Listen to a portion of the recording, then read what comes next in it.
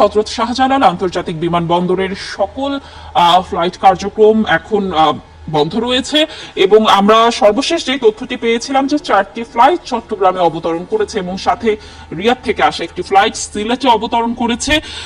যদি আপনাদেরকে প্রথম দিকের ঘটনা একটু বলতে চাই, আজ দুপুর 2:30 আন্তর্জাতিক শাহজালাল আন্তর্জাতিক বিমানবন্দরে কার্গো ভিলেজে এই অগ্নিকাণ্ডের ঘটনাটি ঘটে এবং অগ্নিকাণ্ড ঘটার সাথে সাথে সেখানে ফায়ার সার্ভিসের কর্মীরা চলে যায়। তারা এখনো আগুন নিয়ন্ত্রণের চেষ্টা করছে। ঢাকা শহরের বিভিন্ন প্রান্ত থেকে আসলে এখনো ফায়ার সার্ভিসের বিভিন্ন ইউনিট সেখানে পৌঁছানোর চেষ্টা করছে এবং আমরা যেমনটি দেখলাম যে সেনাবাহিনীও, নৌবাহিনী এবং বিমান বাহিনী তারাও ফায়ার সার্ভিসের সাথে যোগদান করেছে আগুন নেভানোর জন্য। এবং দর্শক, যতটুকু আমরা দেখছি আগুনের মাত্রা কিন্তু বেড়েই চলেছে এবং আপনারা যেমনটি ফুটেজেও দেখছেন ধোয়ার কুণ্ডলী আসলে পুরো বিমানবন্দরে একদমই ছেয়ে গেছে এবং দাউ দাউ করে আসলে আগুন জ্বলছে।